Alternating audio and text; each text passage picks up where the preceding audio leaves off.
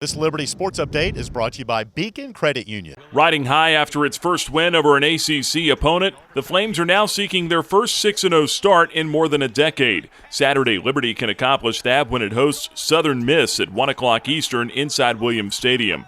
It'll be the first meeting between the two programs, but Flames head coach and Southern Miss alumnus Hugh Freeze knows the Golden Eagles quite well. When Jeff Bauer was there, and that's the kind of the time frame when I was in school there, their motto was anyone, anytime, any place, and they meant it. And it was, it didn't matter who it was. Brett Favre was there, obviously, and that's where I first met him, and we become friends. I'm sure he'll send me a text this week. He likes to talk trash. The Golden Eagles are 1-3, but haven't played a game since October 3rd. A 41-31 win at North Texas. Southern Miss has not been able to play its last two games due to COVID-19. First an outbreak on FAU's team that postponed an October 10th meeting. Then last week, Southern Miss dealing with COVID-positive test results itself, nixing a trip to UTEP. Now, most recently, Golden Eagles interim head coach Scotty Walden tested positive for the virus on Tuesday and will not make the trip to Lynchburg. In his place, assistant head coach Tim Billings will man the sidelines. Serious disruption for a Southern Miss team that was just starting to gain momentum.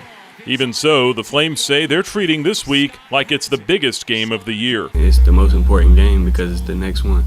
It's the only one you can worry about. And we can't look past them because of record or anything. Those are great players over there, and we've seen it on the film. They can play good ball, and if we come out there half-stepping, they're going, all right, we ain't going to speak on that, but those boys are good. A big reason the Flames are unbeaten is their ground game. Liberty's averaging 268 rushing yards, good for fourth in the nation. In the win at Syracuse, Shedro Lewis ran for a career-high 170 yards, while Peyton Pickett added a season-high 115. I would say it helps having a dual-threat quarterback. I mean, other defensive teams are going to be reading Malik, and now they have other guys reading him, and now they don't have guys reading the running backs. Willis currently leads all quarterbacks in the country, averaging 100 rushing yards per game. The Golden Eagles have struggled on defense, giving up an average of 40 points per game, but they've been okay against the run, minus a lopsided loss at Tulane. Southern Miss has had its moments on offense, led by senior quarterback Jack Abraham, a former Hugh Freeze quarterback camp attendee. In 3 seasons, Abraham has thrown for nearly 7,000 yards and 41 touchdowns in 26 games. He's a guy that, probably if he's 2 inches taller is playing in the SEC. You can tell he's got it. You can tell that his teammates believe in him.